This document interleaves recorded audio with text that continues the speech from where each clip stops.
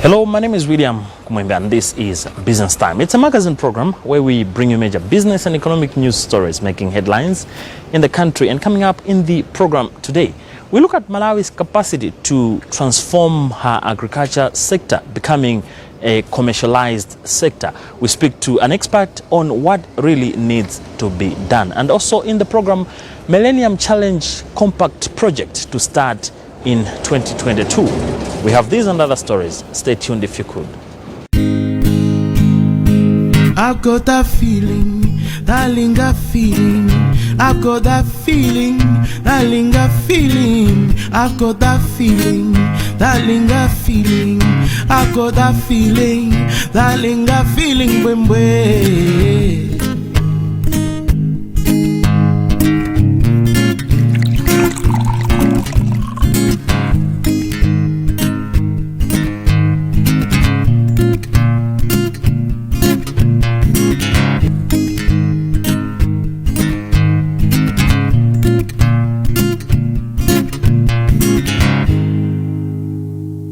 Made from fresh local fruits of mulberry, jambula, rosella, strawberry, plum, white guava and white peach, and naturally fermented for 1 or 2 years in our cool cellar, comes Malawi's own Linga. Here's to a smooth taste, unsurpassed quality, and distinctive fruit wines. When in Malawi, it has to be Linga.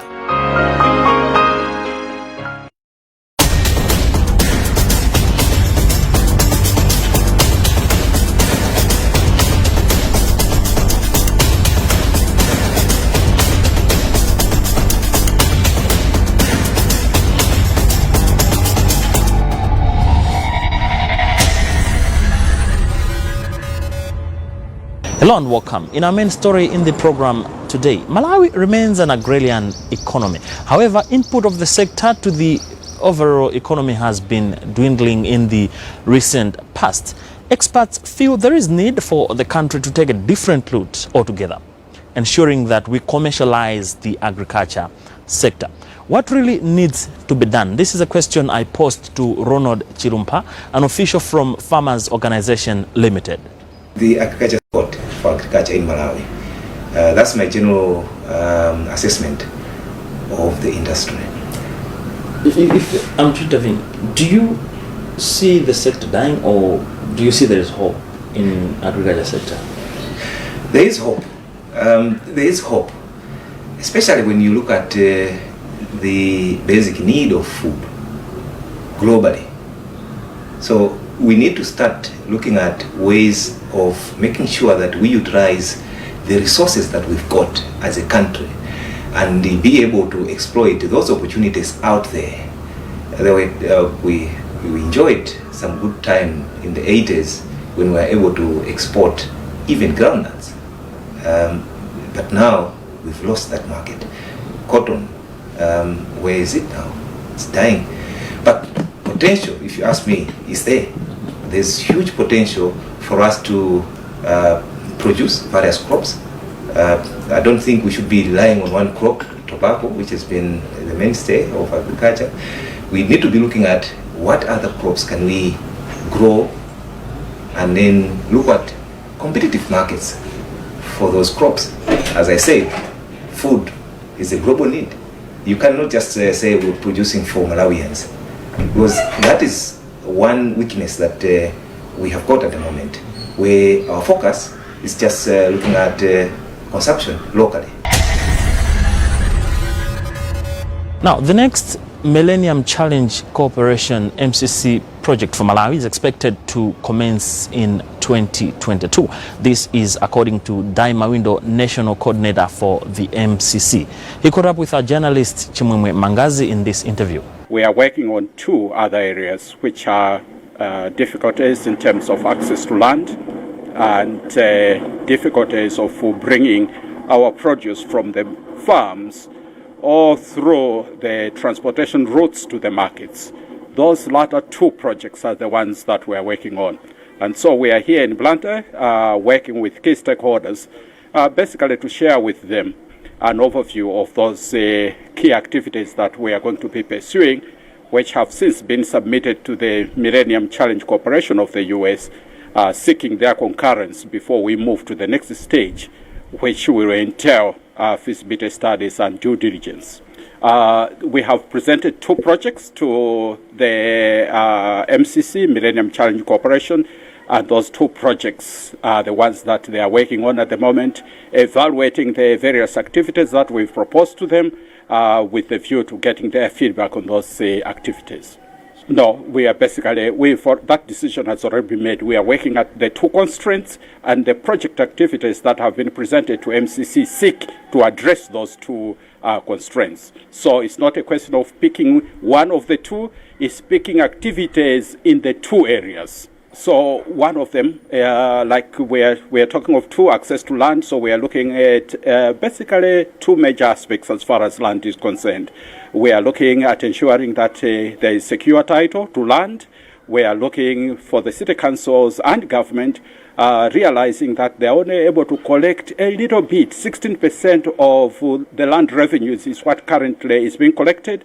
We are looking at working with the city councils, the 4 city councils, as well as central government, to see if we can increase those collection rates.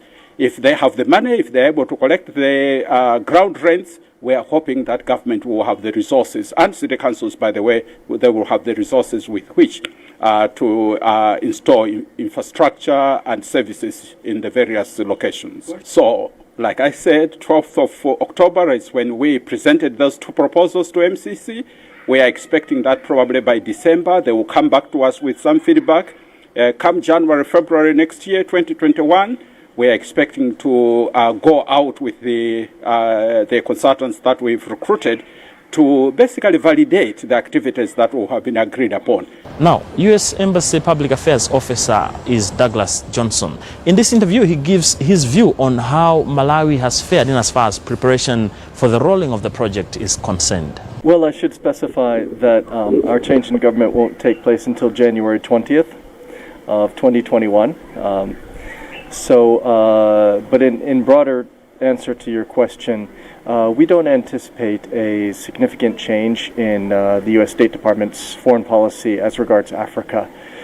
We anticipate that the MCC Second Compact will continue in its development and eventual implementation, and that, for example, PEPFAR, the United States Presidential Plan for AIDS Relief, will continue.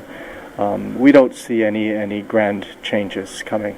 We're very pleased with the cooperation that we've received from the government of Malawi, from the several administrations in the past several years. The forthrightness that the Malawian people approach our projects with, and the cooperation that we've received from NGOs, from the government of Malawi, and the various ministries that we've dealt with, and we're pleased with the implementation. And that's why we've decided to continue, for example, with a second MCC compact for Malawi. Well, I would rather say we would like to see the government of Malawi continue on the good path it has forged, and with a good plan for combating corruption, holding corrupt officials accountable, and empowering the watchdog agencies like the Anti-Corruption Bureau and the Ombudsman's Office, so that they have the proper resources and capacity to enable to hold public officials accountable for the money they spend, not only American money, but more importantly, Malawian taxpayer money. That is a very appropriate topic right now, That's a very appropriate topic since right now we're in the midst of the annual 16 Days campaign to combat gender-based violence. The United States has many programs that we implement to try to counter this scourge and to bring awareness to instances of gender-based violence, but also to empower women.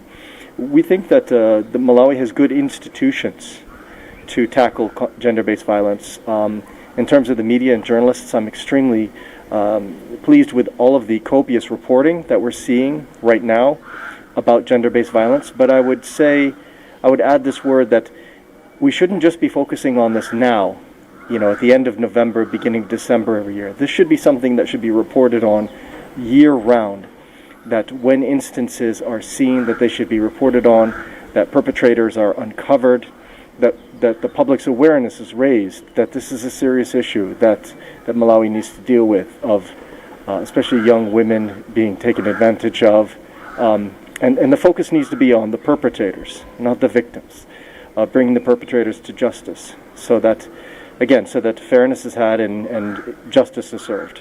I think that Malawi is doing the best job it can do right now in dealing with this. There's always room for improvement. Overall, we're satisfied with the progress.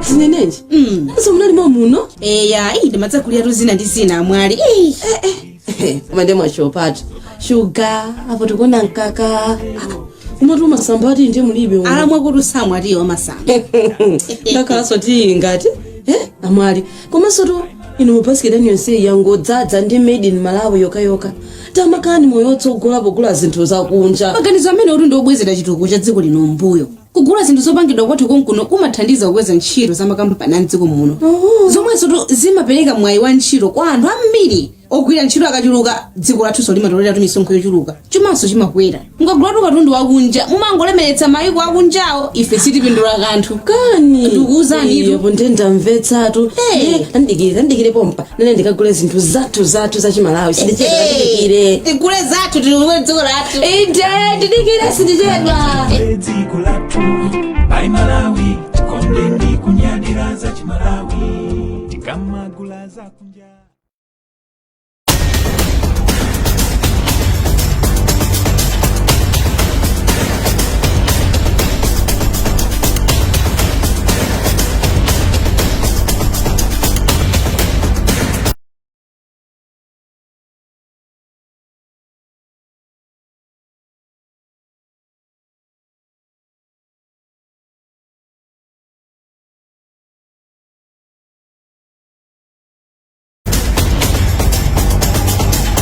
Welcome back. Fuel Importing Consortium, Petroleum Importers Limited, has been urged to consider diversifying its business scope.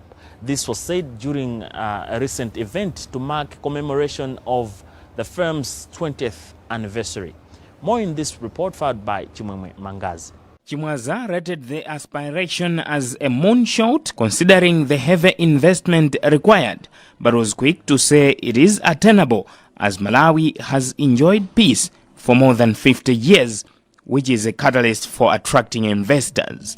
The relationship of availability of the petroleum product and the private sector is huge because we need fuel to drive business. We need fuel to get to places of work. We need fuel to deliver, to move raw materials. We need fuel to transport people. We need fuel to deliver finished goods to the market. Without fuel, we are stuck. For 20 years, they mastered the art of importing fuel and petroleum-related products and supplying them to the country. The challenge I gave them of a refinery, I called it a moonshot project. It's a project which requires heavy capital and participation of the private sector. Heavy capital and participation, heavy capital as well as attract a lot of investors.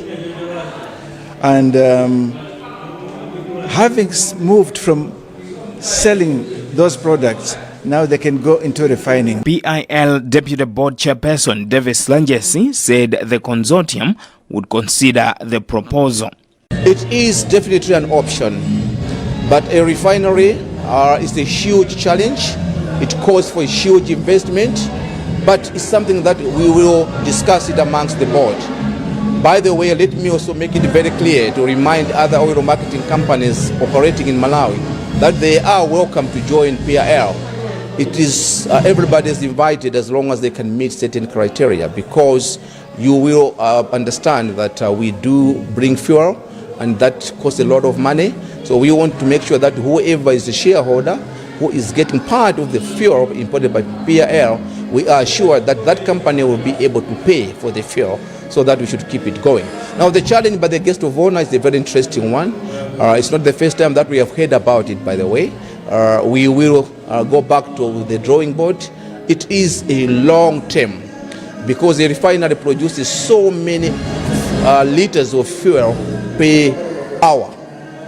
So you have to have huge storage to begin with, so that whatever you produce in an hour, you can keep it or you can transport it. So it probably calls for another pipeline. Obviously, that cannot be only to satisfy demand in Malawi, but the guest of honor made it very clear that instead of being importing, we could also be exporting. So this is probably a challenge for Africa. Let me put it that way, because really we will need to work with other companies operating in Zimbabwe, operating in Zambia, DRC, because you need a critical mass to run a refinery. But I love it. We will discuss with the board. He described the past 20 years as successful, as the company was able to supply the country with fuel unceasingly. Now, in other business news, SIA says it has completed 70% of its rehabilitation works of the country's railway system. Justin Kweu has the whole story in this report. Nakala Logistics Director of Operations Gustavo Stein told journalists that the partnership would help improve service delivery to the customers. Nakala Logistics was bringing to the market just to make sure that we're going to increase your image, yes, to improve our image for the clients. Nakala Logistics is a brand that links the whole companies from Nakala corridor.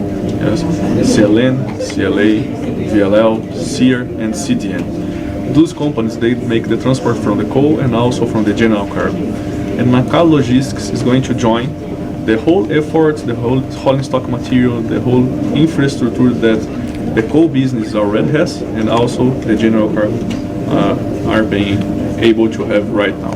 So it means that we can improve the capacity from the general cargo business, bring cargo from Nakala to Malawi, and also to send cargo from Malawi up to Nakala as well. So being able to use the coal facilities, yes, that's we already have, we be able to bring more hauling stock materials to bring more cargo from the general cargo business. And also we can be able to improve the investments on the line, the investments on the new hauling stock material, the investments on the stations.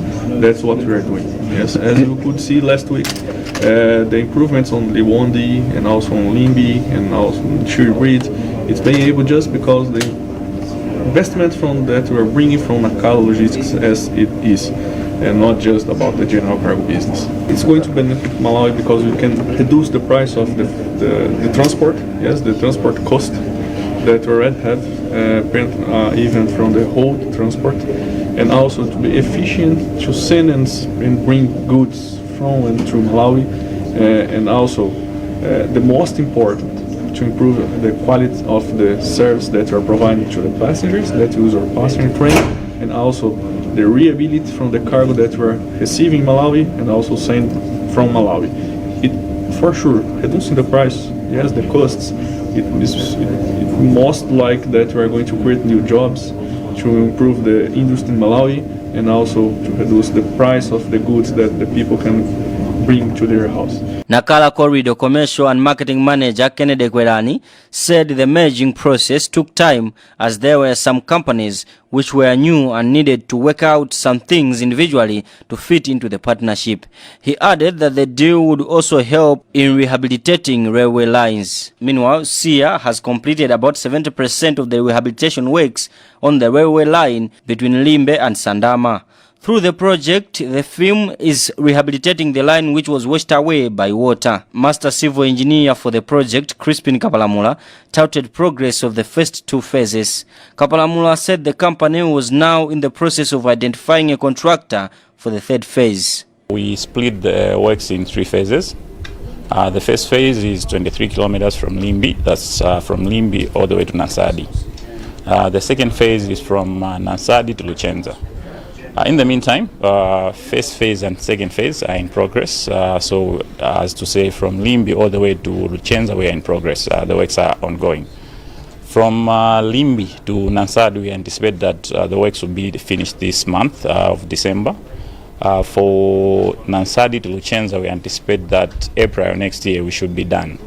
In the meantime, we're working on identifying a contractor that will do the phase 3, that's from Luchenza all the way to Sandama, sorry. For the works that we've started, phase 1 and phase 2, we can say we are about 75%. If we combine phase 1 and phase 2. But if we just say phase 1 we are almost 90% done. Phase 2 we are around 72% done. As you might be aware that the main reason why we stopped going there was because of washaways. The line was odd and it was not maintained for a long time. So we had pipes or drainage structures which are very small compared to the changes in the agricultural activities and all that. So what we're doing now is to upgrade the drainage structures so that we reduce the risk of washaways, and putting in more ballast and raw materials that are in good condition, so that when we open, we have a longer lifespan for the track. As you might be aware that that side, the agricultural activities are the ones that happen more in the south of Malawi. So we anticipate that the agricultural produce will be transported by train. And if you have been to that side, its transport is a big problem. That side, it's a challenge. So the people have their produce, but they don't have the means to move it. So I believe it will be good for the communities living in and around that area, so that they can transport their the produce to Blantyre. The project would cost $13 million. Well, that story also brings us to the end of today's edition of the program Business Time, a magazine program where we bring you major business and economic news stories making headlines in the country. On behalf of the entire production team, my name is William Kumwembe. Always remember, if it doesn't make money, then it doesn't make sense. Goodbye for now and stay safe.